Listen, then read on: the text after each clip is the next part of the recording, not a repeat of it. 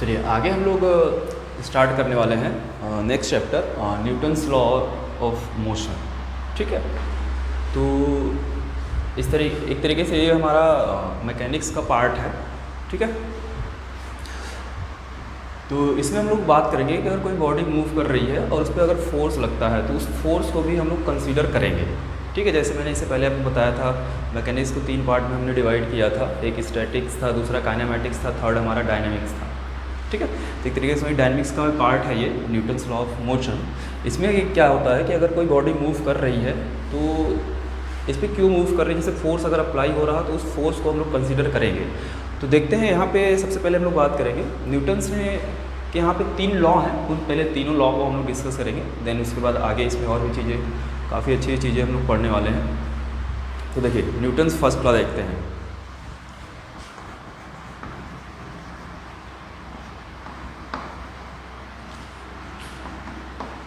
First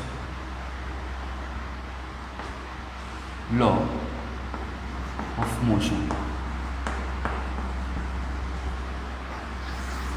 तो Newton's first law of motion में ये बताया गया भाई कि अगर इसे लॉ ऑफ इनर्शिया भी बोला जाता है। कैसे, देखिए इसमें ये बताया गया कि अगर कोई बॉडी रेस्ट में है तो वो रेस्ट में ही रहना चाहेगी, और अगर कोई बॉडी मोशन में है तो वो मोशन में ही रहना चाहेगी। कब तक ये सब कुछ होगा भाई, जब तक कि इस पर कोई एक्सटर्नल फोर्स ना लगाया जाए। जैसे देखिए सपोज करते हैं कि कोई बॉडी, एक टेबल में बना देता हूँ, यहाँ पे एक बॉडी रखा हुआ है। ठीक है, इसका मास m ले लेते हैं। एक बॉडी मैंने बनाया हुआ एक टेबल पे रखा हुआ है जिसका मास m है। तो अभी ये कहिए क्या है, रेस्ट में, तो ये रेस्ट में ही रहेगा भाई। ठीक है, हमेशा रेस्ट में पड़ा रहेगा। कब तक रेस्ट में पड़ा रहेगा, जब तक कि इस पर कोई एक्सटर्नल फोर्स हम ना लगाएं। ठीक है, जैसे हमने इस पर एक्सटर्नल फोर्स यहाँ पे लगाना शुरू किया, F एक्सटर्नल, ठीक है, ये बॉडी क्या करेगा, इस डायरेक्शन में मूव करना शुरू कर देगा। तो फर्स्ट यही कहता है कि भाई अगर कोई बॉडी रेस्ट में है तो वो रेस्ट में रहेगी। कब तक रहेगा भाई, जब तक कि उस पर कोई एक्सटर्नल फोर्स ना लगाया जाए। ऐसे ही अगर कोई बॉडी मोशन में है तो वो मोशन में ही रहना चाहेगी। कब तक रहेगी, जब तक कि उस पर कोई एक्सटर्नल फोर्स ना लगाया जाए। जैसे आप एक मोशन की बात कर लेते हैं, तो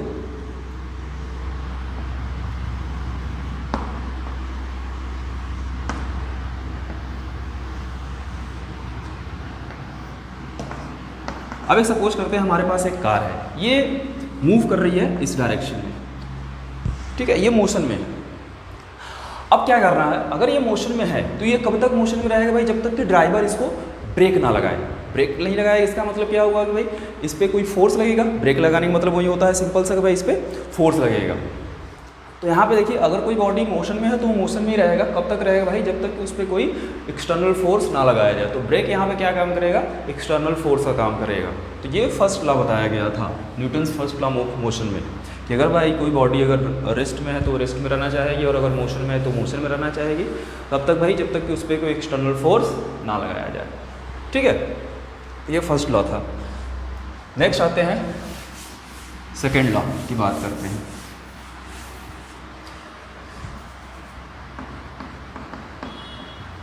सेकेंड लॉ ऑफ मोशन, इसको जानने से पहले, सेकेंड लॉ ऑफ मोशन को जानने से पहले हम थोड़ा सा बात करेंगे लीनियर मोमेंटम का।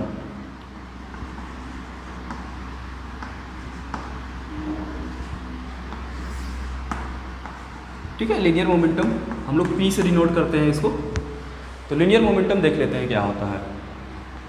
तो लीनियर मोमेंटम हमारा होता है भाई कि अगर कोई बॉडी मूव कर रही है, ठीक है, और उसका कोई बॉडी अगर मूव करती है, सपोज करते हैं एक बॉडी है जिसका मास m है, इस डायरेक्शन में मूव कर रही है किसी वेलोसिटी v से। ठीक है, तो इसके मोशन का जो भी क्वांटिटी होगा, इसके मोशन का जो भी क्वांटिटी होगा वो हमको क्या बताएगा, लीनियर मोमेंटम बताएगा। तो एक तरीके से मोमेंटम का फॉर्मूला होता है भाई, linear momentum is equal to होता है मास इंटू वेलोसिटी, या ये भी लिख सकते हैं it is the product of mass and velocity. ठीक है, तो linear momentum is equal to होता है मास इंटू वेलोसिटी। तो इसको लिख सकते हैं P is equal to m into v. इसको वेक्टर, ये तो मैग्नीट्यूड के टर्म में लिख दिया है, अगर वेक्टर के टर्म में लिखें तो vector P is equal to लिखेंगे m इंटू वी वेक्टर। ठीक है, तो इसका मतलब ये होगा कि लीनियर मोमेंटम हमारा क्या है, एक वेक्टर क्वांटिटी होता है, और उसका डायरेक्शन किधर होगा, जिधर मोशन का डायरेक्शन होगा या वेलोसिटी का डायरेक्शन होगा। यूनिट देख लेते हैं इसका क्या होगा, यूनिट देखिए क्या होगा भाई मोमेंटम का। मास का यूनिट होता है केजी, वेलोसिटी का यूनिट होता है मीटर पर सेकंड, तो केजी मीटर पर सेकंड।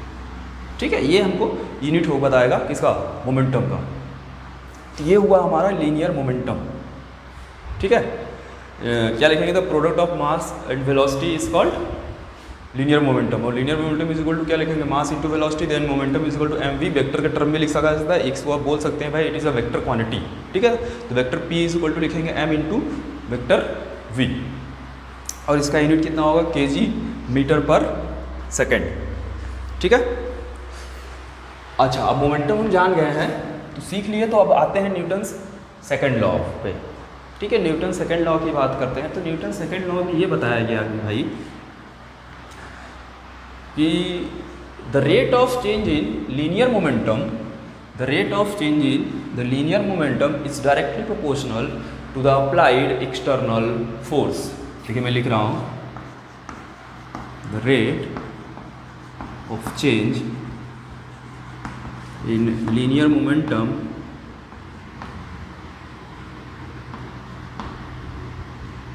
is directly proportional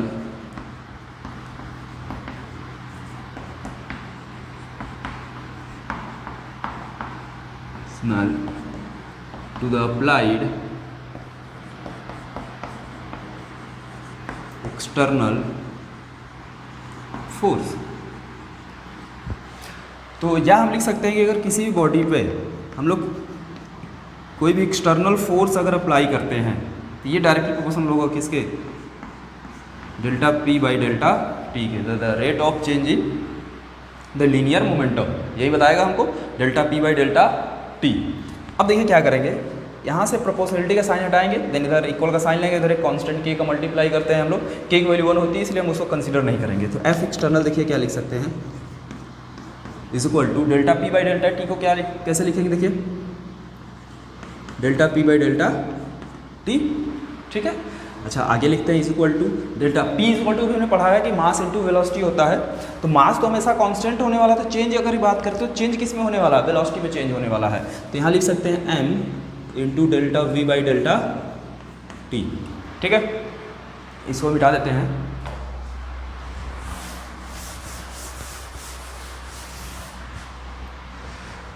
अब देखिए delta v by delta t आप लोग पहले पढ़ चुके होंगे। तो delta v by delta t हमको बताता है acceleration, the rate of change in velocity is called acceleration. तो यहाँ साइड में लिख दे रहा हूँ, तो एफ एक्सटर्नल देखिए क्या लिखेंगे,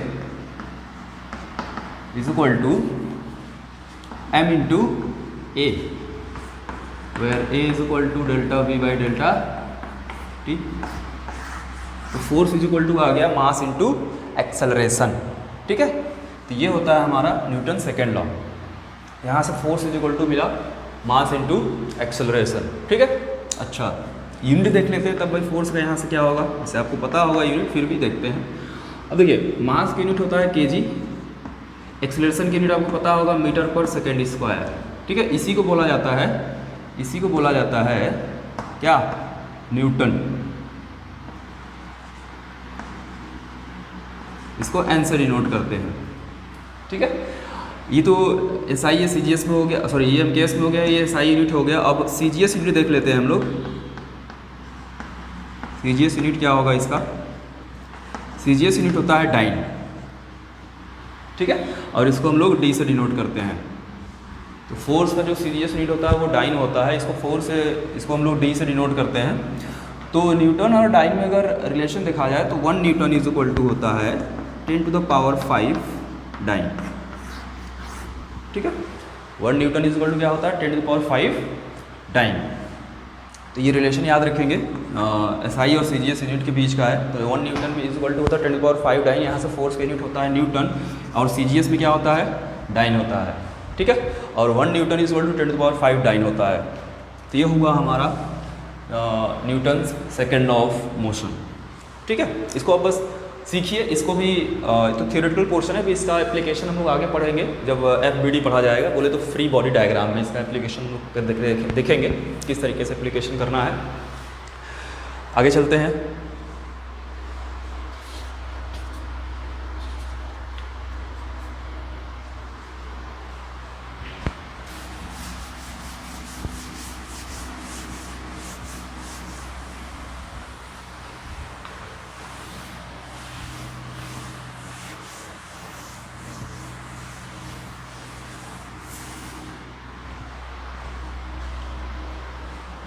Newton's third law of motion.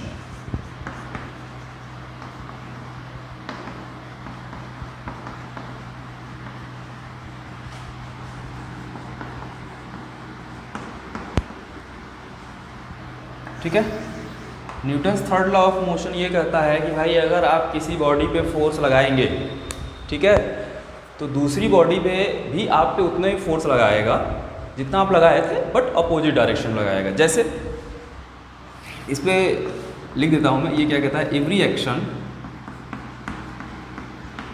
There is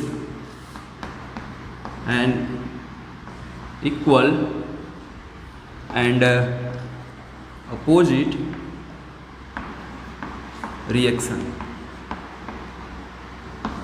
ठीक है, ये न्यूटन्स थर्ड लॉ कहता है। जैसे अगर कोई किसी सरफेस पे या टेबल बना लेते हैं एक ठो, इस पे कोई बॉडी रखा हुआ है जिसका मास m है, ठीक, तो देखिए ये बॉडी क्या करेगा, ये टेबल पे फोर्स लगाएगा, ये बॉडी इस टेबल पे फोर्स लगाएगी किधर भाई, नीचे की तरफ, कितना, अपने वेट के बराबर।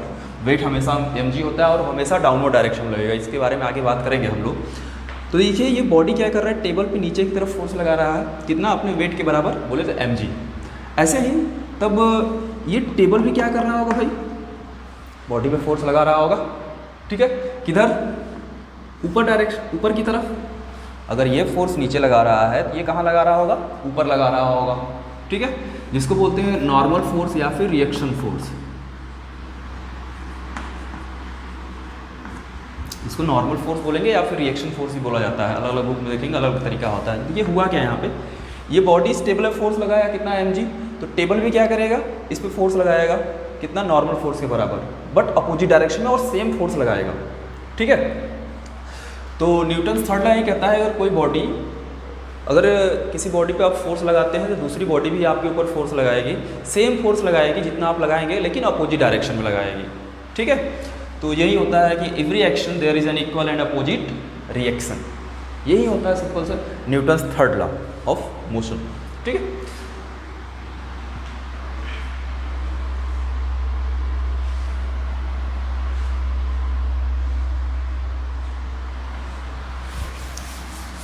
चलिए आज पहले थ्योरेटिकल पोर्शन देख लेते हैं इसका, उसके बाद हम लोग एप्लीकेशन पढ़ेंगे। आगे हम लोग बात करने वाले हैं इम्पल्स के बारे में।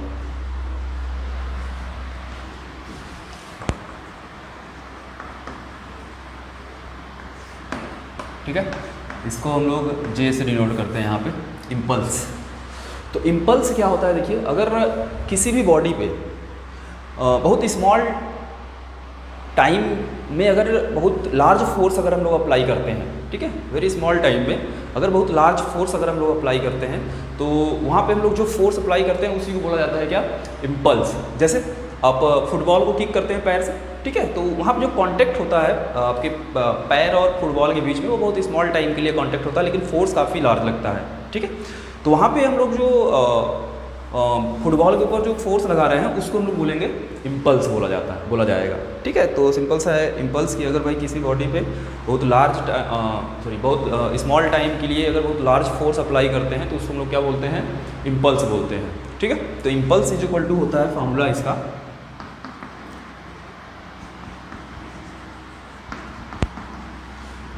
Force into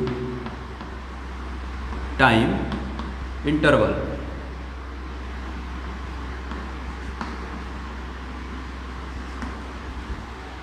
force into time interval. अच्छा, सपोज करते हैं बहुत अगर किसी बॉडी पे बहुत स्मॉल टाइम के लिए अगर फोर्स अप्लाई हुआ है, तो बहुत स्मॉल टाइम में dt मान लेता हूँ, तो हमारा इम्पल्स भी बहुत स्मॉल होगा, dj is equal to f dt। Total जो है इसको इंटीग्रेट करते हैं, इसका t1 टू t2 इंटीग्रेशन करते हैं, तो dj का इंटीग्रेशन करेंगे तो इधर j मिलेगा, f कांस्टेंट रहेगा, dt का इंटीग्रेशन करेंगे तो t मिलेगा, limit t1 to t2। Integration आप पढ़ चुके हैं पहले, तो यहाँ से देखिए j इज इक्वल टू लिखा जाएगा क्या, f अपर लिमिट पुट करेंगे t2 माइनस t1, तो j इज इक्वल टू लिखेंगे क्या, t2 minus t1 delta t हो जाएगा, तो f इंटू डेल्टा t, ये हो गया इम्पल्स, ठीक है। यूनिट देख लेते हैं इम्पल्स का, तब यूनिट क्या होगा भाई, देखिए फोर्स इंटू टाइम इंटरवल है, फोर्स का यूनिट होता है Newton, and delta T time interval है, इसका यूनिट क्या होगा सेकेंड। तो इसका जो टोटल यूनिट हो जाएगा न्यूटन सेकेंड, ये इसका यूनिट होगा किसका, इम्पल्स का। ठीक है, तो इम्पल्स आप या आप इम्पल्स का सिंपल सा डेफिनेशन लिखना चाहे तो लिख सकते हैं, it is the product of force and time interval is called impulse. ठीक है, यहाँ से भी आप छोटा सा डेफिनेशन लिख सकते हैं इम्पल्स का।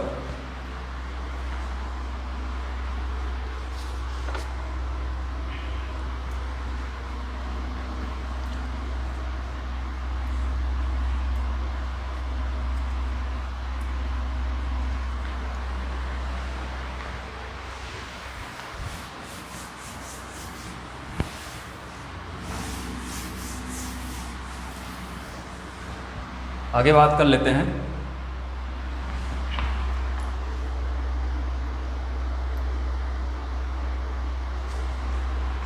Impulse momentum theorem.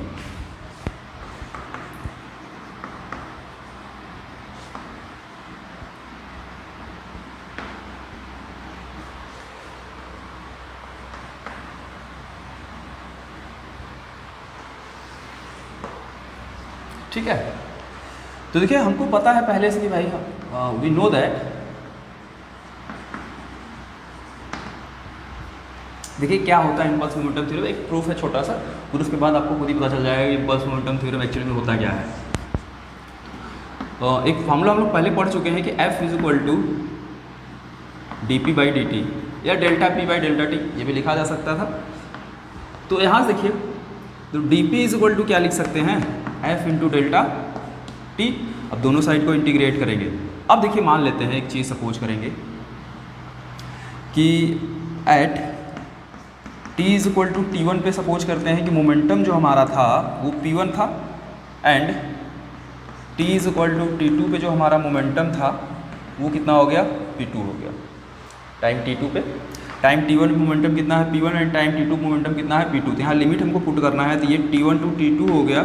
यहाँ लिमिट रखेंगे मोमेंटम का, तो पहले T1 पे P1 है तो T2 पे कितना हो जाएगा P2।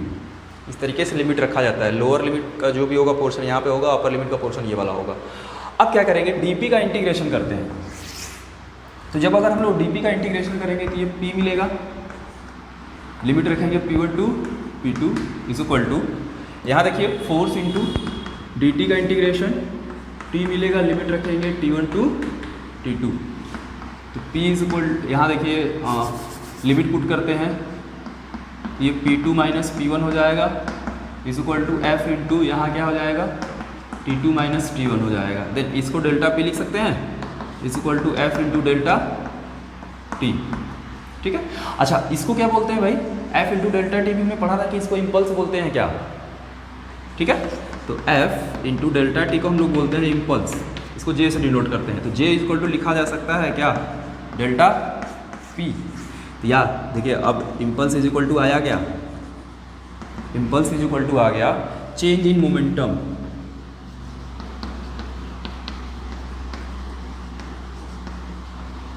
यही होता है हमारा इम्पल्स मोमेंटम थ्योरम। ठीक है, इम्पल्स इज इक्वल टू क्या होता है, एक फॉर्मूला हमने इम्पल्स इज इक्वल टू ये पढ़ा F इंटू डेल्टा टी। एक दूसरा फॉर्मूला और आ गया कि अगर मोमेंटम में अगर चेंज होगा तो उसका जो चेंज इन मोमेंटम होगा वही हमको क्या बताएगा, इम्पल्स बताएगा। ठीक है,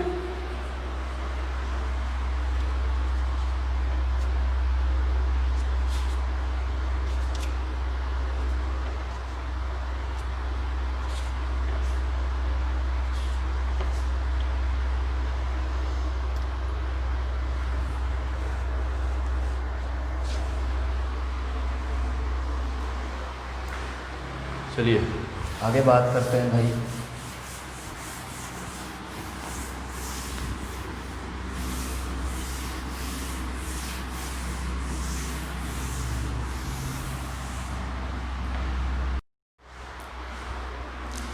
ठीक है, आगे देखते हैं कंजर्वेशन ऑफ लीनियर मोमेंटम। तो कंजर्वेशन ऑफ लीनियर मोमेंटम में हम क्या होगा, हमको ये बताना है, इसका मतलब ये हुआ कि जो हमारा लीनियर मोमेंटम है वो बिल्कुल कांस्टेंट रहने वाला है। ठीक है, कांस्टेंट रहेगा, इसका मतलब ये होगा कि जो इनिशियल लीनियर मोमेंटम होगा वही हमारा फाइनल लीनियर मोमेंटम होगा। तो मैं लिख दे रहा हूँ सेंटेंस में,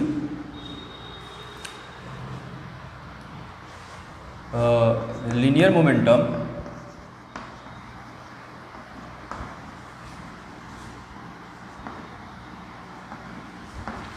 if a body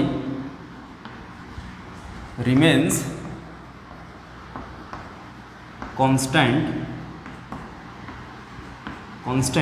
देखिए हमारा लीनियर मोमेंटम कब कांस्टेंट होगा, if the net external force, if the net external force applied on the body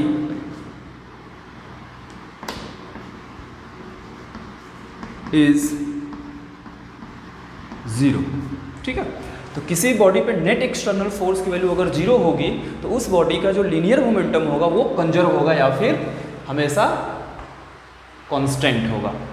ठीक है, तो ये बात ध्यान रखेंगे आप, ये काफ़ी क्वेश्चन पूछा जाता है कि भाई लीनियर मोमेंटम कब कंजर्व होता है, तो कब कंजर्व होगा जब बॉडी पे नेट एक्सटर्नल फोर्स की वैल्यू क्या हो जाए, 0 हो जाए। तो इसका छोटा सा प्रूफ है, देख लेते हैं। तो भाई जैसे हमको पता है कि we know that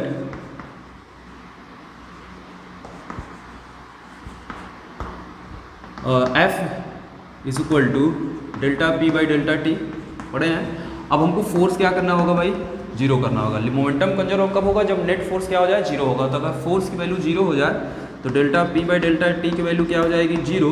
then delta P is equal to क्या लिख सकते हैं, 0। डेल्टा P क्या होता है, P2 minus P1 is equal to 0, यही होगा। P2 सपोज करते हैं फाइनल लीनियर मोमेंटम है, P1 क्या है, इनिशियल लीनियर मोमेंटम है। तो यहाँ से क्या लिखा जा सकता है, P1 is equal to P2, यही लिख सकते हैं हम लोग। इसका मतलब ये हुआ कि इनिशियल लीनियर मोमेंटम, इसका मतलब ये हुआ कि initial linear momentum is equal to final linear momentum.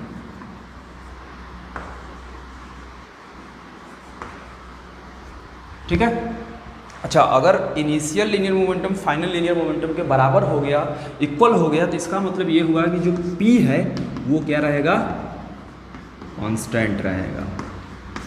ठीक है, यही तो बताया गया है कि अगर किसी बॉडी पे नेट एक्सटर्नल फोर्स की वैल्यू अगर 0 हो जाए तो जो बॉडी पे का जो लीनियर मोमेंटम होगा वो हमेशा कांस्टेंट रहने वाला है। ठीक है, आपको दिख रहा है यहाँ पे किस तरीके से इसका छोटा सा प्रूफ है। ये फॉर्मूला न्यूटन सेकेंड लॉ से, इसको ये हमको पता है ऑलरेडी पहले से।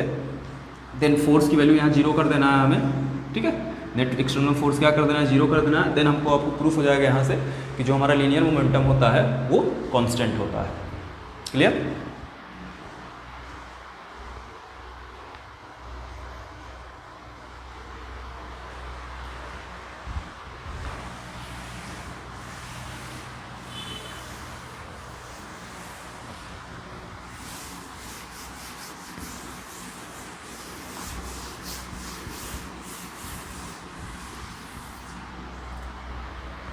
आगे देखिए, derive the conservation of linear momentum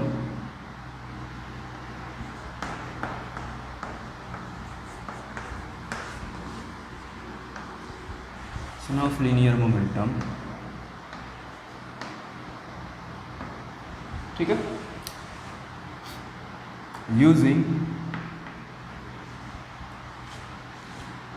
Newton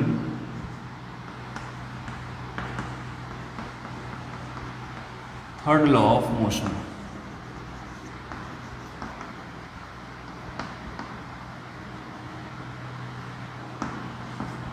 ठीक है, अब देखिए यहाँ पे हम सपोज करते हैं कि हमारे पास दो बॉडी है, तो एक बॉडी ये लेते हैं, सपोज करते हैं इसका मास m1 है और इसका जो वेलोसिटी है मान लेते हैं कि चलिए u1 वेलोसिटी से मूव कर रहा है। एक दूसरा बॉडी लेते हैं, ऐसा करते हैं यहाँ नहीं लेते हैं, बनाते हैं थोड़ा उधर बनाते हैं, स्पेस ज़्यादा चलेगा। देखिए यहाँ बना लेते हैं। सपोज करते हैं हमारे पास एक बॉडी है जिसका मास m1 है, ये किसी वेलोसिटी u1 से मूव कर रहा है। एक दूसरी बॉडी यहाँ पे है m2 और ये किसी वेलोसिटी u2 से मूव कर रही है। ठीक है, आगे क्या होगा, ये दोनों अब क्या करेंगे भाई, कोलाइड करेंगे। यहाँ पे अगर U1 is greater than U2 हो तो U1 ये क्या करेगा, उसमें जाकर के कोलाइड करेगा। तो यहाँ पे मैं बना दे रहा हूँ, ये दोनों क्या करेंगे भाई, कोलाइड करेंगे। ये M1 हो गया, ये M2 हो गया। ये बॉडी A ले लेते हैं, इस बॉडी को B ले लेते हैं, ये बॉडी A हो गया, ये बॉडी B हो गया। अब टकराने के बाद इनका वेलोसिटी क्या होगा, चेंज हो जाएगा। मैं नीचे लिख दे रहा हूँ, टकराने के बाद इनकी वेलोसिटी चेंज हो गई। तो ये तो वही बॉडी रहेगा, कोई चेंज नहीं होगा। इसकी वेलोसिटी सपोज करते हैं कि कितना हो गया, V1 हो गया, और जो बॉडी B है इसकी वेलोसिटी सपोज करते हैं कितनी हो गई भाई, V2 हो गई। तो मैं कुछ चीज़ें टर्म यहाँ लिख दे रहा हूँ। और ये हम लोग जो भी बात कर रहे हैं ये बिफोर कोलिजन की बात हुआ है।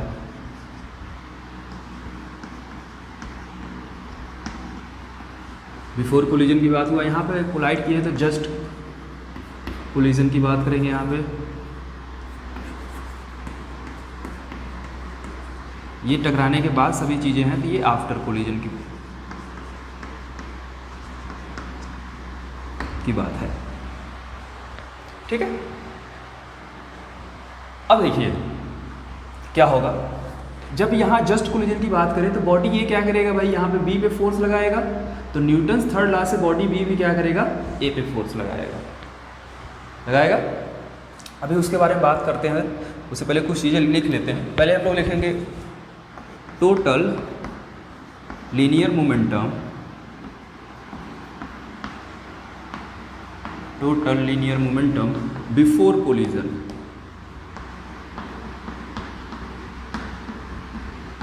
ठीक है, total linear momentum before collision. तो क्या होगा भाई, देखिए before collision total linear momentum हमारा ये, चलिए इसको रहने देते हैं। Total linear momentum before collision कितना हो जाएगा, M1 U1 plus M2 U2। ठीक है, आगे देखिए total linear momentum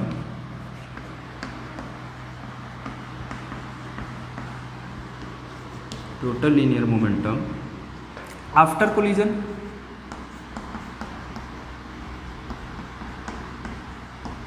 after collision कितना हो जाएगा भाई, M1 V1 plus M2 V2, यही लिखेंगे। अब आगे चलते हैं, यूजिंग न्यूटन्स थर्ड लॉ।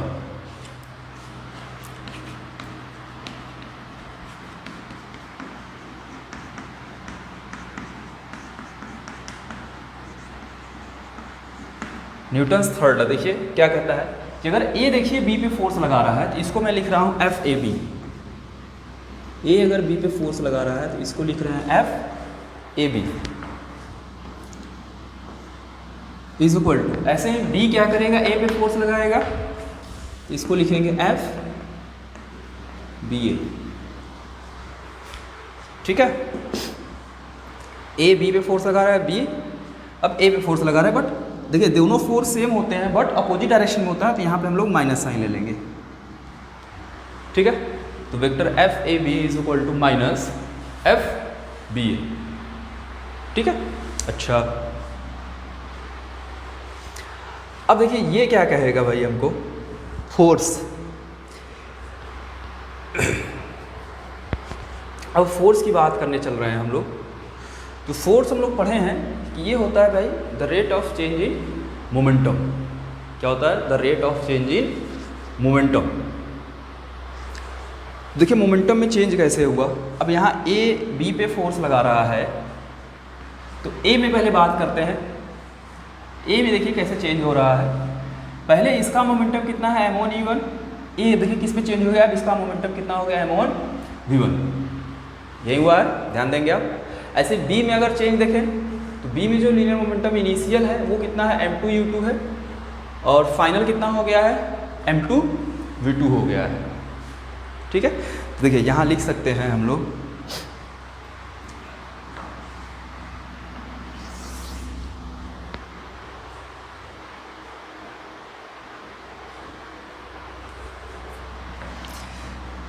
इसमें क्या करते हैं, दोनों साइड हम लोग डेल्टा टी से अगर मल्टीप्लाई कर देते हैं, दोनों साइड डेल्टा टी से मल्टीप्लाई करें तो इम्पल्स बन जाएगा, या फिर हम लोग डायरेक्ट यहाँ से कर सकते हैं। अगर आप देखें तो अगर हम डायरेक्ट करने की कोशिश किए तो इसको देखिए क्या लिख सकते हैं, मोमेंटम बिफोर कोलिजन कितना है भाई, m1u1 plus m2u2 is equal to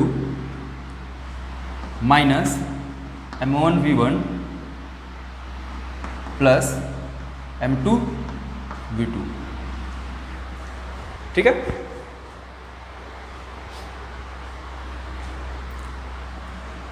कुछ ना ना ना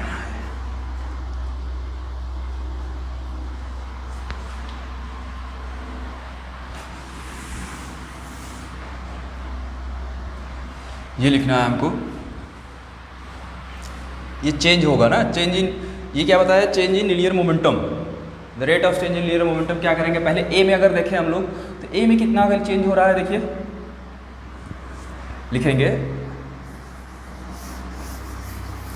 कि m1 v1 minus m1 u1, ठीक है, is equal two upon delta T भी लिख सकते हैं, माइनस बी में कितने का चेंज हो रहा है भाई, m2v2 minus m2u2 upon delta T.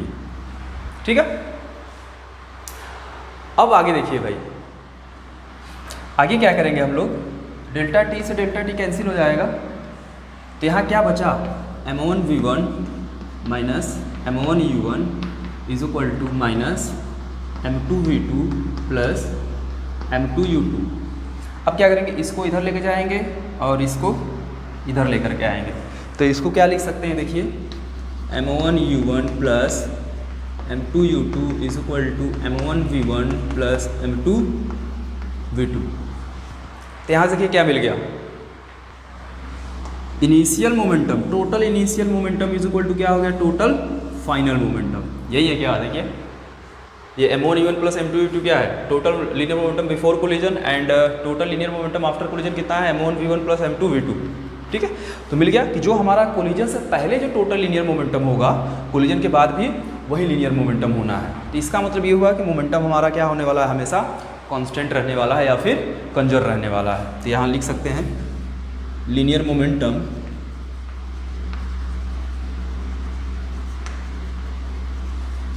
Before collision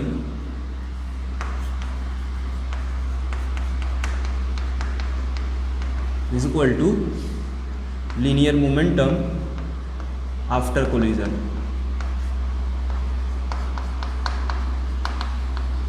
ठीक है, तो यहाँ पे हमारा देखिए न्यूटन थर्ड लॉ का यूज करके हमने कंजर्वेशन ऑफ लीनियर मोमेंटम को यहाँ पे प्रूफ किया हुआ है।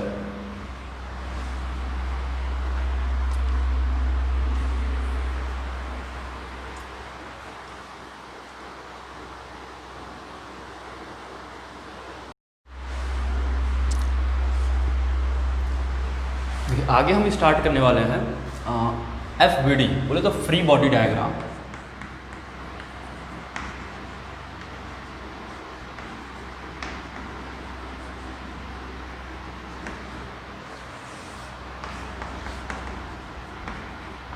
ये बहुत ही इम्पोर्टेंट टॉपिक है इस चैप्टर का, यहाँ से आप काफ़ी अच्छे अच्छे क्वेश्चंस करेंगे और इसका यूज काफ़ी हर जगह पे होता रहता है। और अगर आपको FBD आ गया तो मान लीजिए आपको मैकेनिक्स आपकी लगभग ख़त्म हो गई है। ठीक है, इसलिए FBD आपको काफ़ी अच्छे से आना चाहिए। तो देखिए FBD समझने की कोशिश करते हैं। देखिए क्या करेंगे,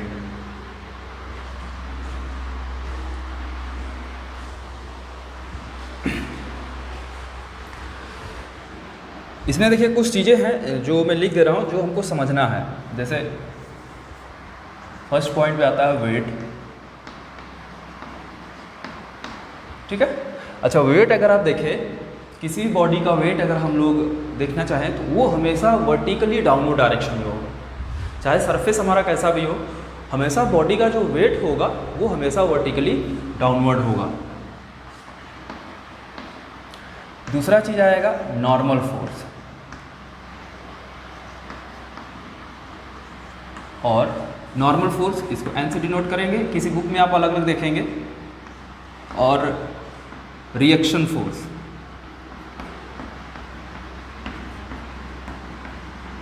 इसको आर से। तो किसी बुक में आप देखेंगे एन से डिनोट रहेगा, किसी बुक में आर से डिनोट किया गया रहेगा। मैं आपको यहाँ नॉर्मल फोर्स लेकर के चलूँगा, ठीक है। थर्ड आता है टेंशन। अगर स्ट्रिंग लगा हुआ है तो स्ट्रिंग में टेंशन क्रिएट होता है, जिसको हम लोग टी से डिनोट करेंगे। तो बेसिक यहाँ 3 चीज़ें हैं जो हमको जानना है। तो सबसे पहले देखिए वेट, मैंने बताया कि वेट को क्या हमेशा क्या करेगा भाई, वर्टिकली डाउनवर्ड डायरेक्शन में रहेगा। और नॉर्मल फोर्स की बात करते हैं, नॉर्मल फोर्स हमेशा सरफेस के परपेंडिकुलर होता है, ठीक है। नॉर्मल फोर्स हमेशा सरफेस के परपेंडिकुलर डायरेक्शन में होगा, जैसा भी सरफेस होगा उसके परपेंडिकुलर डायरेक्शन में हमारा नॉर्मल फोर्स या फिर रिएक्शन फोर्स होगा। टेंशन, अगर स्ट्रिंग से बना हुआ है कोई बॉडी तो उस स्ट्रिंग में उस स्ट्रिंग के अलोंग जो है एक टेंशन क्रिएट होगा, उसको हम लोग टी से डिनोट करेंगे। इसको भी आगे हम लोग डिस्कस करेंगे। तो ये 3 चीज़ें हैं जो हमको समझना है, वेट, नॉर्मल फोर्स और reaction force, and third tension. तो देखिए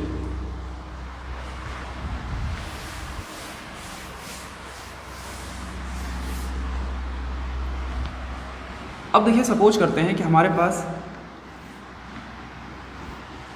एक टेबल है, इस पर कोई बॉडी रखा हुआ है इस तरीके से, जिसका मास m है।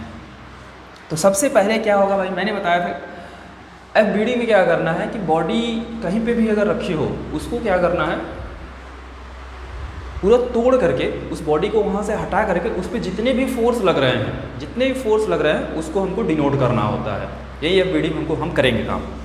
तो यहाँ पे देखा जाए तो सबसे पहले हम क्या करेंगे, इसका वेट देख रहे हैं, वेट क्या होगा, हमेशा डाउनवर्ड डायरेक्शन में होगा। वेट आप जानते हैं mg के बराबर होता है। अब देखिए न्यूटन्स थर्ड लॉ यहाँ लगेगा। न्यूटन्स थर्ड लॉ क्या कहता है कि भाई कि अगर कोई बॉडी पे, अगर ये बॉडी इस टेबल के ऊपर अगर फोर्स लगा रही है वेट mg, तो ये टेबल पे क्या करेगा भाई, इस पर फोर्स लगाएगा। अब देखिए अब नॉर्मल फोर्स कहाँ आता है, अगर किसी भी कोई भी दो सरफेस अगर एक दूसरे के कांटेक्ट में आते हैं, कोई भी दो सरफेस अगर एक दूसरे के कांटेक्ट में आते हैं तो वहाँ पे नॉर्मल फोर्स लगना शुरू हो जाता है। जहाँ पे भी दो सरफेस एक दूसरे के कांटेक्ट में आएंगे वहाँ पे नॉर्मल फोर्स लगना शुरू हो जाएगा। तो देखिए यहाँ पे अगर हम बात करें तो यहाँ पे देखिए ये बॉडी का सरफेस और टेबल का सरफेस एक दूसरे के कांटेक्ट में आए हैं यहाँ पे। अब ये दोनों जब कांटेक्ट में आएंगे तो ये यहाँ पे क्या होगा, नॉर्मल फोर्स लगना शुरू हो जाएगा। अब नॉर्मल फोर्स किधर लगेगा, मैंने बताया था नॉर्मल फोर्स या रिएक्शन फोर्स के बारे में कि नॉर्मल फोर्स हमेशा सरफेस के परपेंडिकुलर होगा। तो ये किसके सरफेस के, टेबल के सरफेस के, ये टेबल है, टेबल के सरफेस के परपेंडिकुलर हमेशा होगा। ये हो गया नॉर्मल फोर्स।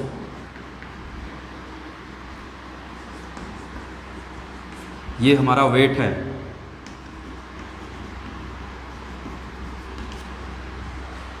ठीक है।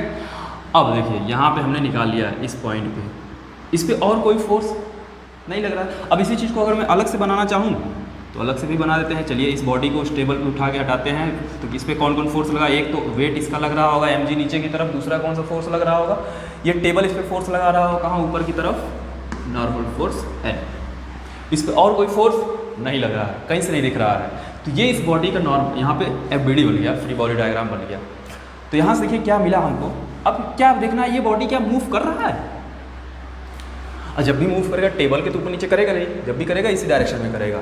मतलब अगर हम वर्टिकल डायरेक्शन में देखा जाए तो वर्टिकली क्या है, यह बॉडी इक्विलिब्रियम में है। हॉरिजॉन्टली भी क्या इक्विलिब्रियम है, क्योंकि इस पर कोई फोर्स ही नहीं लग रहा। हॉरिजॉन्टल डायरेक्शन में तो ये मूव ही नहीं करेंगे, मतलब ये बॉडी रेस्ट में रहने वाली है।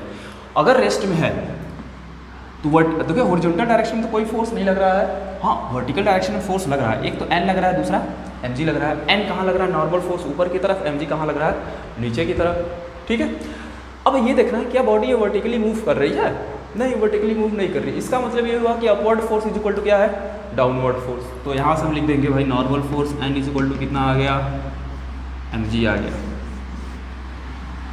ठीक है।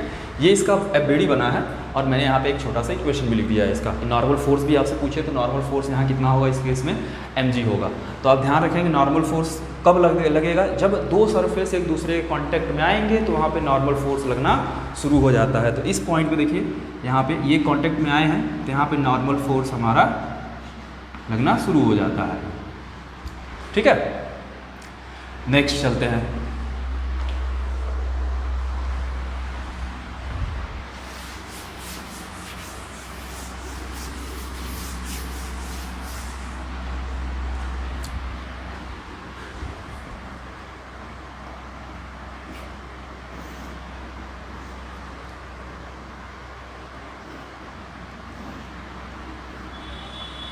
यहाँ पे एक बॉडी है जिसका मास m1 है, इसके ऊपर एक और बॉडी लेते हैं, ये जिसका मास m2 है। ठीक है, यहाँ पे दो बॉडी हैं रखे हुए हैं, एक के ऊपर एक।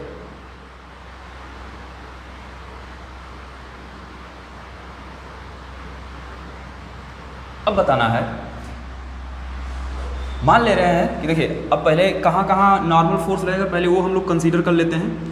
तो देखिए एक तो पहले यहाँ पे नॉर्मल फोर्स लग रहा हो, क्योंकि ये टेबल है, टेबल से जो m1 बॉडी है वो उसके कांटेक्ट में आया है, तो यहाँ पे नॉर्मल फोर्स लग रहा होगा। मान लेते हैं कितना लगा, n1 लग रहा होगा, वो मैंने ऐसे सिंपल बनाया है। अब m2 भी m1 के कांटेक्ट में देखिए यहाँ पे आया है, तो यहाँ पे भी कुछ नॉर्मल फोर्स लग रहा होगा। यहाँ मान लेते हैं कि n2 है, तो हमको n1 और n2 की वैल्यू बतानी है क्या होगा। मैं लिख दे रहा हूँ फाइंड n1 एंड n2। ठीक है, जहाँ पे भी दो बॉडी एक दूसरे कांटेक्ट में आएगा वहाँ पे नॉर्मल फोर्स लगना शुरू हो जाएगा। मैं यहाँ मान लिया कि नॉर्मल फोर्स n1 है और इनके बीच जो नॉर्मल फोर्स लग रहा है वो कितना लग रहा है, n2 लग रहा है। अब FBD बनाते हैं, तो ऐसे केस में अगर बॉडी एक के ऊपर एक अगर रखा होता है, तो इस केस में हम लोग सबसे पहले ऊपर वाले से शुरू करते हैं। ऊपर वाले को उठाते हैं, अलग करते हैं। क्या करना है ध्यान रखें, ऊपर वाले को उठाते हैं, अलग करते हैं, इसको अलग से बनाइए। अब इस पर जितने भी फोर्स लग रहे होंगे वो सब हम यहाँ पे डिनोट करने हैं। तो सबसे पहले क्या करना है भाई, इसका वेट नीचे की तरफ लगेगा, कितना, m2g। सबसे पहले वेट कितना लगा, m2g डाउनवर्ड डायरेक्शन में। नेक्स्ट देखते हैं और कोई फोर्स, इसका वेट अगर ये देखिए m2g नीचे की तरफ वेट लगा, तो m1 भी क्या करेगा, उस पर फोर्स लगाएगा। क्या कौन सा फोर्स लगाएगा, नॉर्मल फोर्स, कितना, n2 ऊपर की तरफ लगाएगा। तो ये नॉर्मल फोर्स हो गया हमारा n2। ठीक है, अब देखिए क्या बॉडी मूव कर रही है, नहीं कर रही है, बॉडी रेस्ट में पड़ा हुआ है। मतलब upward force is equal to क्या हो जाएगा, डाउनवर्ड फोर्स। मतलब n2 इज इक्वल टू क्या मिल गया, m2g मिल गया भैया।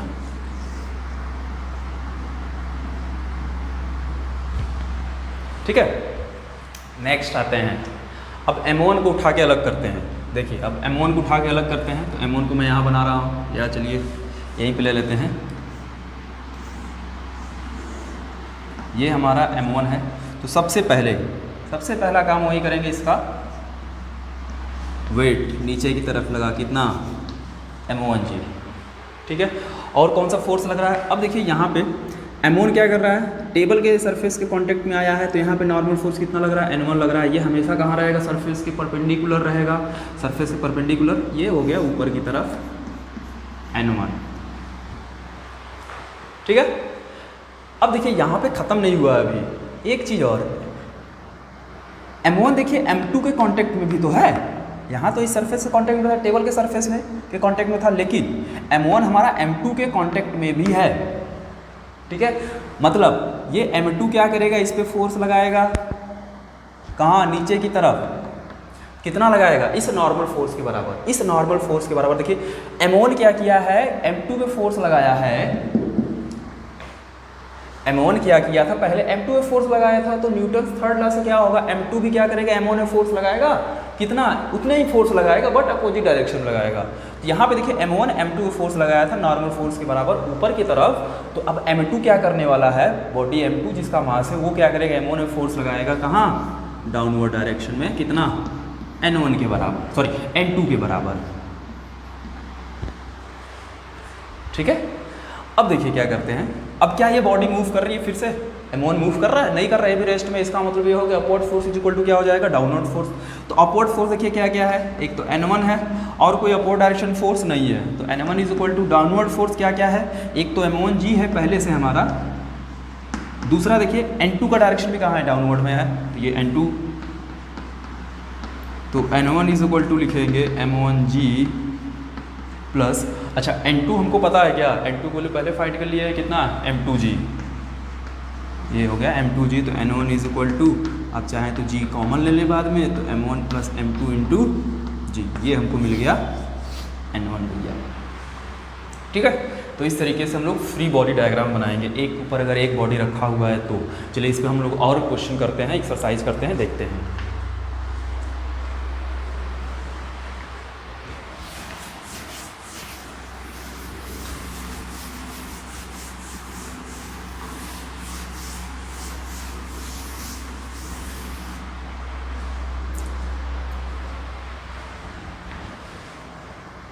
चलिए ये कोई सरफेस हो गया हमारा,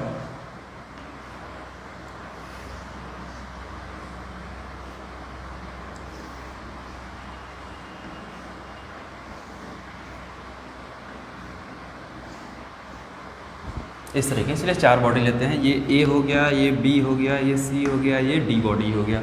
इसका मास सपोज करते हैं m1, m2, m3, m4, ठीक है।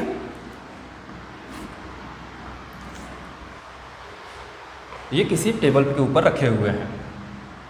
अब देखिए यहाँ पे अगर बात करें m1, देखिए इस टेबल के कांटेक्ट में आया है तो यहाँ पे नॉर्मल फोर्स लगेगा। मान लेते हैं यहाँ पे नॉर्मल फोर्स जो लगा n1 लगा, इनके बीच जो नॉर्मल फोर्स लगा वो n2 लगा, इसके बीच जो नॉर्मल फोर्स लगा वो n2 लगा, n3 लगा, और इसके बीच जो नॉर्मल फोर्स लगा वो n4 लगा। जहाँ पे भी कांटेक्ट में आए होंगे वहाँ पे नॉर्मल फोर्स लगेगा। मैंने सभी अलग अलग नॉर्मल फोर्स कंसीडर कर लिया है। तो अब हमको बताना है इन चारों n1, n2, n3, n4 की वैल्यू कितनी होगी, ठीक है। तो ऐसे क्वेश्चन करने के लिए मैंने आपको बताया सबसे पहले ऊपर शुरू करते हैं। तो पहले m4 का बनाते हैं FBD। तो m4 को मास उठाइए, अलग करिए। चलिए m4 को उठा लेते हैं। जो बॉडी D है ये m4, तो सबसे पहले क्या करना है, इसका वेट नीचे की तरफ होगा m4 × g। अब क्या करेगा, देखिए m3 मैंने पहले बता चुका है 2 बॉडी के लिए, तो अब वही सब कुछ वैसा ही करेंगे। अब m3 क्या करेगा, m4 फोर्स लगेगा कितना, n4 के बराबर। तो यहाँ पे हो गया n4, और कोई फोर्स इस पर नहीं लग रहा है, छोड़ देते हैं इसका। ये बॉडी देखिए मूव नहीं कर रही है, ये बॉडी मूव नहीं कर रही है। इसका मतलब ये हुआ कि n4 = m4g। ये हमको नॉर्मल फोर्स मिल गया, ठीक है। ऐसे ही बॉडी C को उठाते हैं। C को उठाएंगे, ये C बॉडी है जिसका मास है m3। तो सबसे पहले इसका वेट नीचे की तरफ लगेगा कितना, m3g। और देखिए m3g की बात, m3 C बॉडी की बात कर रहे हैं जिसका मास m3 है। तो ये देखिए m2 कांटेक्ट में आया है, m2 कांटेक्ट में आया है तो यहाँ पे नॉर्मल फोर्स कितना है, ये देखिए इस पर फोर्स लगाएगा ऊपर की तरफ, ठीक है। तो n3 कहाँ लगेगा, ऊपर की तरफ। और इस पर कोई फोर्स अगर देखा जाए तो भाई m3 m4 के ऊपर की तरफ लगाया है फोर्स n4 के बराबर। तो m4 भी क्या करेगा, सेम फोर्स लगाएगा कहाँ, नीचे की तरफ लगाएगा इस पर। ये हो गया n4, ठीक है। फिर से वही अपवर्ड फोर्स = डाउनवर्ड फोर्स करेंगे, मतलब n3 अपवर्ड फोर्स है = डाउनवर्ड फोर्स। देखते हैं कितना है, तो m3g + n4, और n4 की वैल्यू हमने पहले फाइंड कर लिया है। तो n3 = m3g + m4g, ठीक है। अच्छा भाई अब आगे चलते हैं, m2 की बात करते हैं। m2 को उठाइए, यहाँ बना लीजिए भाई।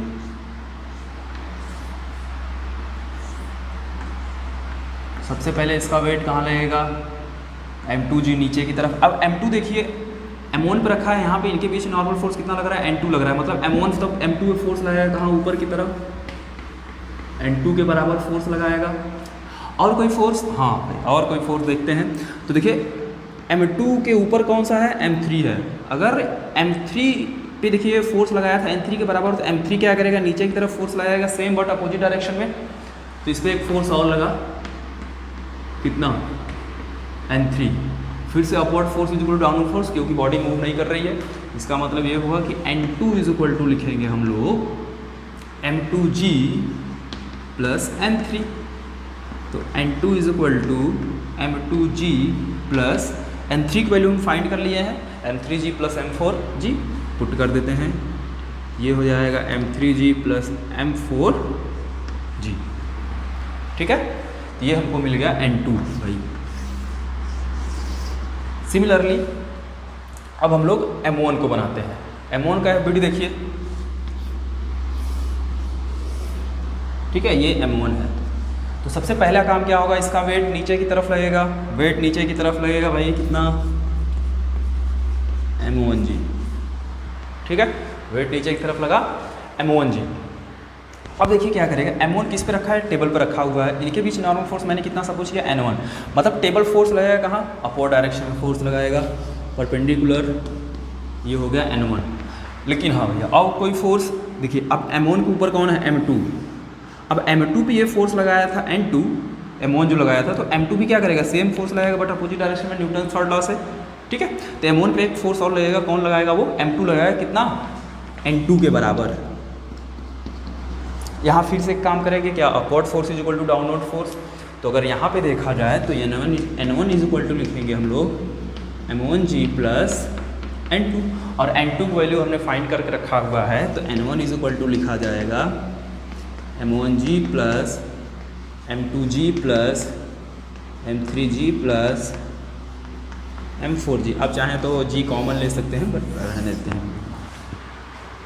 ठीक है, तो ये सबका बन गया FBD। क्लियर होगा, आपको समझ में आ रहा होगा चीज़ें।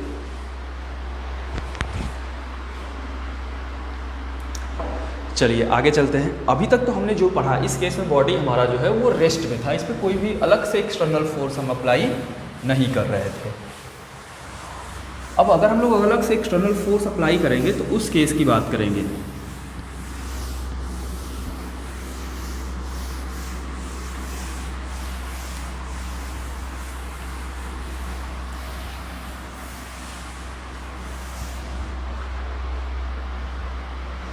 चलिए देखिए, अब हम लोग स्मूथ सरफेस एक लेते हैं।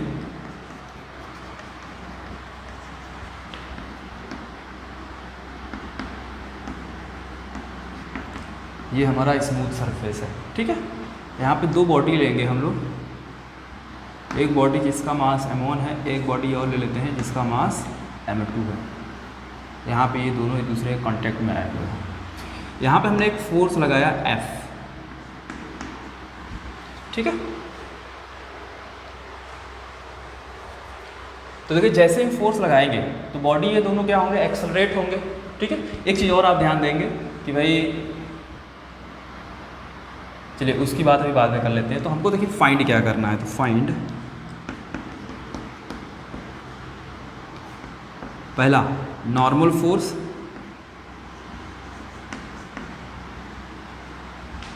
ठीक, जहाँ पे भी होगा नॉर्मल फोर्स हर जगह बताना है आपको। दूसरा एक्सेलरेशन ऑफ ईच ब्लॉक। ठीक है, एक्सेलरेशन ऑफ ईच ब्लॉक। तो अब हम क्या करने वाले हैं भाई, FBD बनाने वाले हैं। तो पहले हम लोग क्या करते हैं, M1 को उठा लेते हैं। यहाँ पे अब जिस साइड से फोर्स लग रहा है पहले उसी को उठाएंगे। तो M1 को उठा लेते हैं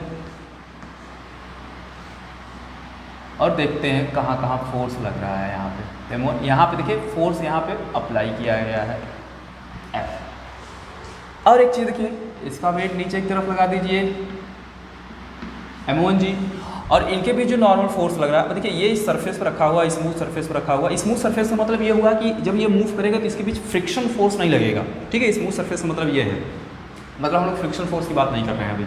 आगे हम लोग फ्रिक्शन फोर्स पढ़ेंगे, देन हम लोग यहाँ पे कंसिडर किया जाएगा। अभी फिलहाल हम लोग फ्रिक्शन फोर्स की बात नहीं करेंगे। तो देखिए पहले M1 को यहाँ से उठा लिए हैं, तो इसका वेट नीचे की तरफ लगा और फोर्स ये तो ऑलरेडी इसी पे लग रहा है। अब देखिए ये सरफेस, जिस सरफेस पर रखा हुआ है, ये सरफेस क्या करेगा, इस पर फोर्स लगाएगा कहाँ, ऊपर की तरफ। मान लेते हैं यहाँ पे जो नॉर्मल फोर्स लगा वो N1 लगा। और कोई फोर्स लग रहा है, हाँ लग रहा है। देखिए कहाँ लग रहा है भाई,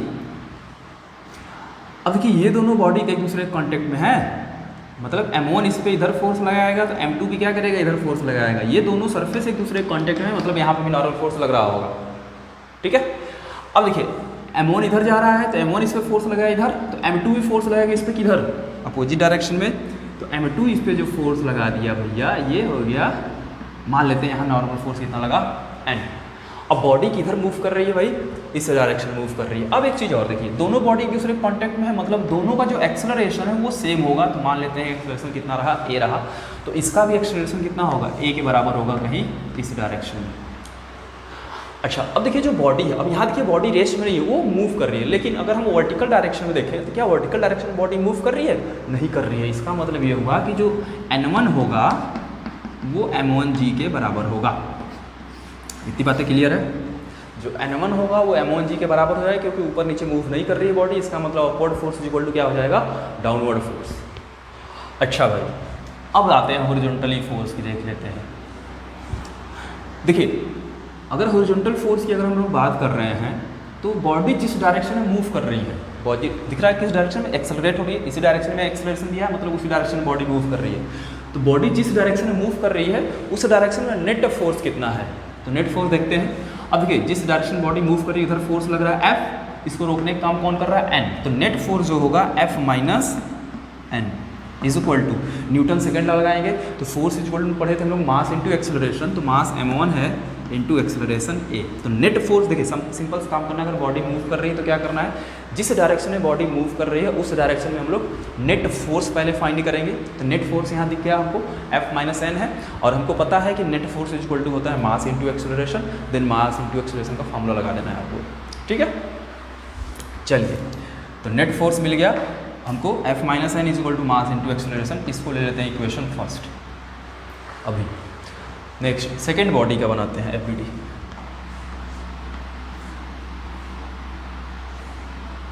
ये हो गया भैया M2, इसका वेट पहले नीचे की तरफ लगा दीजिए M2G। और ये देखिए जिस सरफेस रखा है यहाँ पे नॉर्मल फोर्स ये लगा रहा होगा, मान लेते हैं कितना लगाया N2। और कोई फोर्स, हाँ और कोई फोर्स देखते हैं।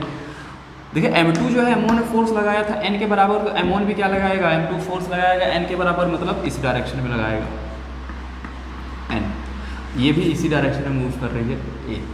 देखिए इस पे M1 ने फोर्स लगाया था F, तो वो इसको एक्सलेट किया था A से, लेकिन जो M2 बॉडी है M2 पे मैंने फोर्स नहीं नहीं लगाया था फोर्स, फिर भी ये मूव कर रहा है उसी डायरेक्शन में। तो इसको आगे ले कौन ले जा रहा है, इनके बीच का जो नॉर्मल फोर्स है वो इसको आगे ले जाने का काम करता है, ठीक है। अच्छा इस पे और कोई फोर्स देखेंगे तो इस पे और कोई फोर्स नहीं लग रहा है। अब देखिए बॉडी क्या है, हॉरिजॉन्टली मूव कर रही है, वर्टिकली मूव नहीं कर रही है। इसका मतलब ये हुआ कि upward force is equal to क्या होगा, डाउनवर्ड फोर्स। तो यहाँ से N2 इज इक्वल टू क्या लिखेंगे, M2G, ठीक है। ये नॉर्मल फोर्स मिल गया।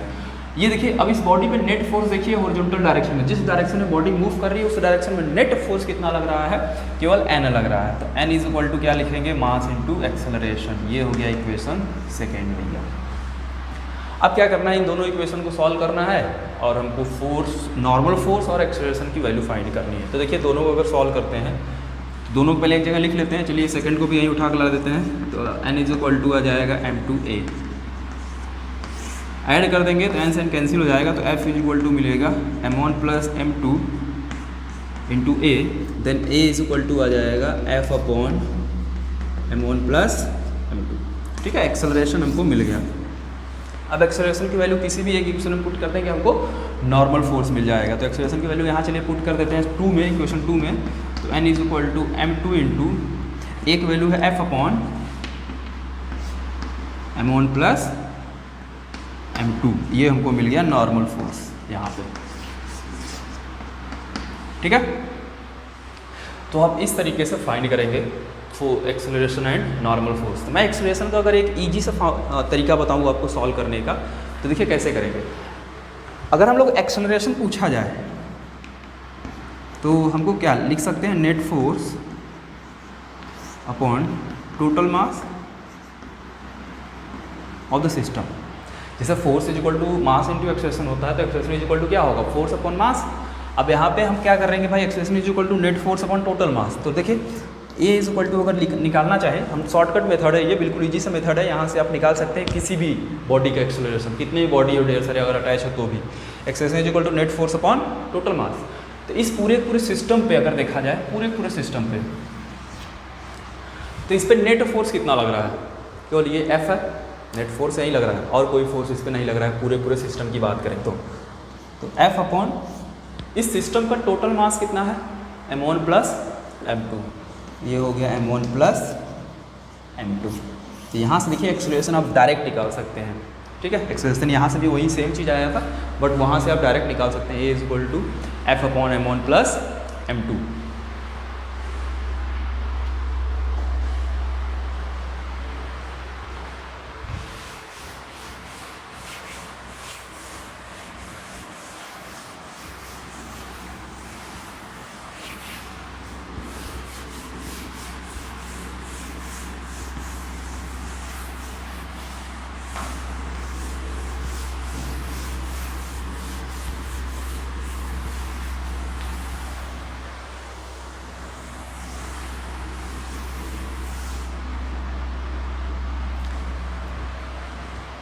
चलिए आगे देखते हैं, एक क्वेश्चन और देखते हैं इस पे हम लोग।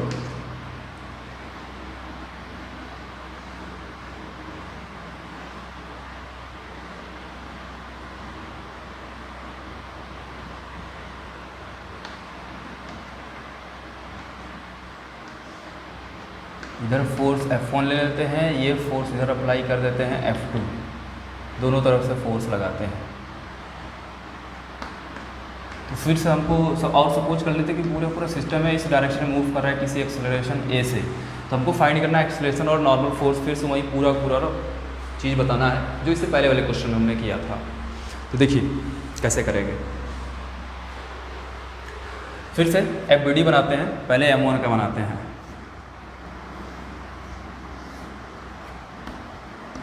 सबसे पहले क्या होगा, इसका वेट नीचे की तरफ रहेगा कितना, M1 जी।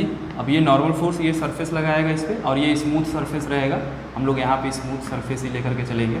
यहाँ पे नॉर्मल फोर्स मान लेते हैं लगा N1, इस पर फोर्स लग रहा है F1, और ये इस डायरेक्शन में एक्सेलरेट हो रही है। इस पर और कोई फोर्स लगेगा तो हाँ लगेगा भाई, देखिए कौन सा फोर्स लगेगा, M1 देखिए इस पर इधर फोर्स लगाएगा, तो देखो ये दोनों एक दूसरे कॉन्टेक्ट में है, मतलब यहाँ नॉर्मल फोर्स ही लगेगा। M1 इस पर लगाएगा इधर डायरेक्शन में फोर्स, तो M2 भी क्या करेगा, इस पर फोर्स लगाएगा इस डायरेक्शन में, ठीक। वो मान लेते हैं चलिए N के बराबर होगा। तो इस पर जो फोर्स लगाया, इस पर जो फोर्स लगा यहाँ पे इस डायरेक्शन में, वो N के बराबर लगा, ठीक है। अच्छा, तो अब फिर से वही काम करने वाले, नेट फोर्स निकालना है जिस डायरेक्शन में बॉडी मूव कर रही है। तो अच्छा मैं इसको नहीं लिख रहा हूँ, देखिए क्योंकि अपवर्ड ऊपर नीचे तो बॉडी मूव नहीं कर रही है, इसका मतलब ये हुआ कि upward force is equal to क्या हो जाएगा, डाउनवर्ड फोर्स। मतलब N1 इज इक्वल टू क्या लिखेंगे, चलिए लिख दे रहे हैं, N1 इज इक्वल टू क्या हो जाएगा, M1 जी, ठीक है। अब देखिए जिस डायरेक्शन में बॉडी मूव कर रही है उस डायरेक्शन में नेट फोर्स अगर हम लोग देखा जाए तो क्या लिखना है, F माइनस N, यही नेट फोर्स है, is equal to mass into acceleration. भैया ये हो गया इक्वेशन 1, फर्स्ट हो गया, ठीक है। अच्छा अब आगे देखते हैं, दूसरे बॉडी का FBD बनाते हैं। ये हो गया M2, तो सबसे पहले इसका वेट नीचे एक तरफ, M2 जी, यहाँ नॉर्मल फोर्स लग रहा होगा, मान लेते हैं N2, इधर फोर्स लग रहा है F2, बॉडी इस डायरेक्शन में एक्सेलरेट हो रही है, मतलब इस डायरेक्शन में फोर्स लग रहा है, लग ही रहा है। अब देखो M2 M1 फोर्स लगाया था, तो M1 भी क्या करेगा, M2 को फोर्स लगाएगा, मतलब इस डायरेक्शन में फोर्स हो गया, कितना लगाएगा, N लगाएगा। अब देखिए जिस डायरेक्शन में बॉडी एक्सेलरेट कर रही है उस डायरेक्शन में नेट फोर्स अगर देखा जाए तो कितना होगा, N माइनस F2, यही होना है। उससे पहले अब ऊपर नीचे बॉडी नहीं मूव कर रही है, मतलब upward force is equal to क्या लिखेंगे, डाउनवर्ड फोर्स, ठीक है। अच्छा ये देख लेते हैं, तो नेट फोर्स बॉडी पे देखते हैं, हॉरिजॉन्टल डायरेक्शन नेट फोर्स कितना है, N minus F is equal to mass into acceleration कितना हो जाएगा, M2 इंटू A। ये हो गया हमारा इक्वेशन सेकेंड। सॉरी यहाँ पे F1 लगा है और ये F2 लगा है, ठीक है। अब देखिए दोनों इक्वेशन को एक साथ लिखते हैं, तो इसको उठा के यहाँ ला दे रहा हूँ मैं, तो F2 minus N is equal to M1A, ये है फर्स्ट इक्वेशन। दोनों को ऐड कर देते हैं तो ये कैंसिल हो जाएगा। अब क्या दिक्कत है यार, यहाँ F1 रहेगा, ये हो जाएगा F1 minus F2 is equal to A common ले लेते हैं, M1 प्लस M2, ठीक है। तो A इज इक्वल टू क्या आएगा, F1 minus F2 upon M1 plus M2, ये एक्सेलरेशन आ गया। अब एक्सेलरेशन की वैल्यू किसी भी एक इक्वेशन में पुट कर देंगे, हमको क्या मिल जाएगा, नॉर्मल फोर्स मिल जाएगा, ठीक है। चलिए वो भी करके देख लेते हैं।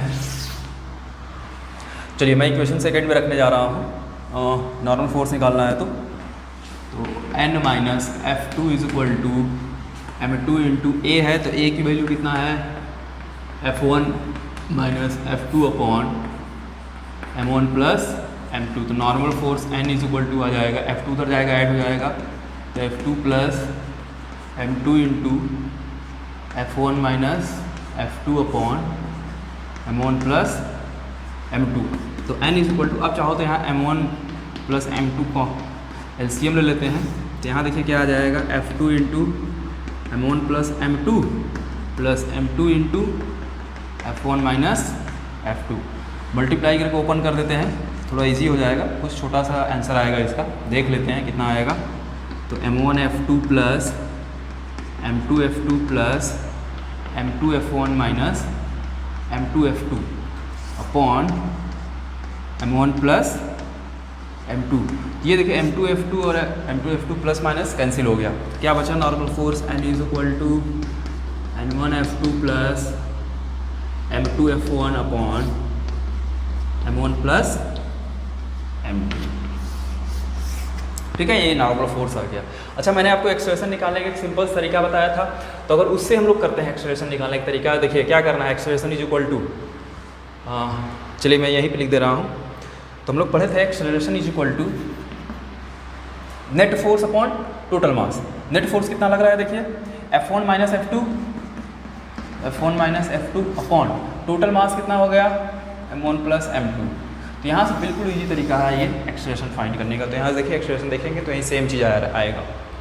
ठीक है, तो ये एक्सेलरेशन आप डायरेक्ट यहाँ से कर सकते हैं।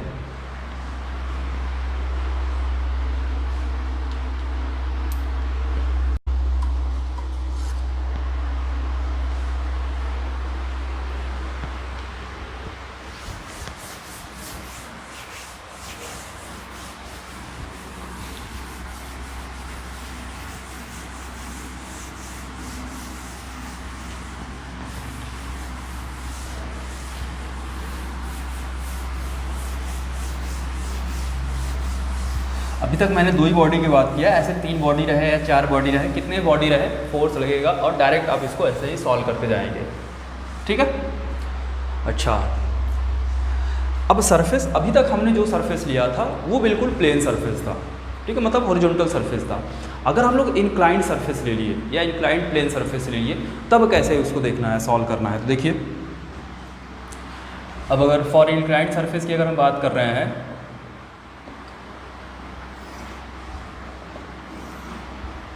ये एक सरफेस है जो किसी एंगल थीटा पे है।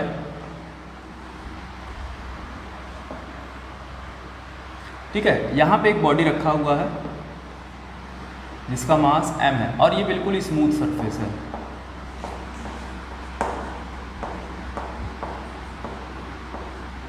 ठीक है, ये बिल्कुल स्मूथ सरफेस होने वाला है। तो अब हमको बताना है कि ये अब क्या होगा। स्मूथ सरफेस है तो जैसे ही बॉडी को हम लोग छोड़ देंगे यहाँ पे, ये बॉडी क्या करेगी, नीचे की तरफ आना शुरू करेगी, इस डायरेक्शन में आना शुरू करेगा किसी एक्सेलरेशन ए से। तो हमको बताना है कि तब एक्सेलरेशन की वैल्यू कितना होगा, और ये बॉडी और ये सरफेस के बीच में जो नॉर्मल फोर्स लगेगा वो नॉर्मल फोर्स की वैल्यू कितनी होगी। ये दोनों चीज़ हमको बताना है यहाँ पे। ठीक है, तो सबसे पहले हम क्या करेंगे, इसका FBD बनाने की कोशिश करते हैं। तो एक चीज़ देख लेते हैं, या चलिए इसको अलग से ही बना देते हैं। ये थीटा है, यहाँ पे बॉडी है हमारा m। देखिए क्या क्या हो रहा है भाई, पहले सबसे पहले इसका वेट वर्टिकली डाउनवर्ड होगा, सरफेस के अलॉन्ग नहीं होगा, आप हमेशा वर्टिकली डाउनवर्ड बनाएंगे। ये हो गया इसका वेट। अब नॉर्मल फोर्स की अगर बात करें तो नॉर्मल फोर्स हमेशा सरफेस के परपेंडिकुलर होता है। सरफेस ये है हमारा, तो सरफेस के परपेंडिकुलर बोले तो ये हो गया हमारा भैया नॉर्मल फोर्स। कुछ इस तरीके से नॉर्मल फोर्स मैंने आपको बताया था कि हमेशा सरफेस के परपेंडिकुलर होगा, तो ये सरफेस के परपेंडिकुलर हो गया हमारा नॉर्मल फोर्स। ठीक है, अच्छा तो आगे देखिए, अब क्या होगा कि ये देखिए जो वेट है, अब बॉडी इस डायरेक्शन में मूव कर रही है, मतलब इस डायरेक्शन में कोई फोर्स होगा जो इसको ले जाने का काम कर रहा होगा। तो इधर फोर्स कौन सा होगा, तो वेट का एक कंपोनेंट है जो इधर जाता है, वो कितना कंपोनेंट होगा वो देखते हैं। तो देखिए एक चीज़, अगर ये एंगल थीटा है तो ये एंगल भी हमारा थीटा होता है। तो यहाँ से वेट के 2 कंपोनेंट आएगा, एक कंपोनेंट इधर आएगा कितना mg cos थीटा, ठीक है, एक कंपोनेंट इसके परपेंडिकुलर इधर आ जाएगा mg sin थीटा। ठीक है, तो आपको दिख रहा होगा यहाँ से। अब ये जो बॉडी है इस सरफेस के परपेंडिकुलर तो नहीं मूव कर रही है, मतलब अपवर्ड फोर्स इक्वल टू क्या हो जाएगा, डाउनवर्ड फोर्स। तो इस केस में जो नॉर्मल फोर्स होने वाला है हमारा, जो नॉर्मल फोर्स होने वाला है वो किसके बराबर होने वाला है, mg cos थीटा के बराबर होने वाला है। ठीक है, तो नॉर्मल फोर्स कितना होने वाला है, mg cos थीटा के बराबर होने वाला है। अब इस डायरेक्शन देखिए, अगर इस डायरेक्शन में बॉडी अगर मूव कर रही है, मान लेते हैं अगर उसका एक्सेलरेशन ए है तो एक्सेलरेशन कितना होगा। अब देखिए इस डायरेक्शन में इसको मूव कराने वाला फोर्स कौन, mg साइन थीटा। ये mg साइन थीटा ही है जो कि इसको इस डायरेक्शन में, अब प्लेन के नाम फोर्स लग रहा है और वही इसको इस डायरेक्शन में मूव करा रही है। तो फोर्स इस डायरेक्शन कितना हो गया, mg साइन थीटा। तो देखिए फोर्स, नेट फोर्स बॉडी भी कितना हो गया, mg साइन थीटा। जिस डायरेक्शन में बॉडी मूव कर रही है is equal to mass into acceleration. तो ए से m से m कैंसिल यहाँ हो गया, तो a इज इक्वल टू कितना आ जाएगा, g साइन थीटा। ये इस बॉडी का एक्सेलरेशन है, ठीक है। जो बॉडी मूव कर रही है इस डायरेक्शन में उसका एक्सेलरेशन कितना हो जाएगा, g साइन थीटा। और ये नॉर्मल फोर्स किसके बराबर हो जाएगा, mg कॉस थीटा के बराबर होगा। तो आप ये याद रखेंगे, आप डायरेक्ट ये कंपोनेंट जो मैंने निकाला है कि सर एक कंपोनेंट इधर जो mg कॉस थीटा आएगा, ये mg साइन थीटा आएगा, ये आप इसको याद रखेंगे। इसका हर जगह यूज होगा और हर जगह सेम आने वाला है, ठीक है। अब एंगल आपको गिवन रहेगा तो एंगल अपना चेंज होता रहेगा, बाकी हर एक पूरा प्रोसेस ऐसे ही करना है आपको, ठीक है। इसमें कोई चेंज नहीं करना है। तो आप इसको याद कर लीजिएगा कि इस mg का कंपोनेंट इधर mg cos थीटा आएगा और mg sin थीटा इस डायरेक्शन में आएगा। और ये नॉर्मल फोर्स हमेशा किसके बराबर होगा, mg cos थीटा के बराबर होगा। और इधर एक्सेलरेशन कितना हो जाएगा, g sin थीटा के बराबर होगा, ठीक है।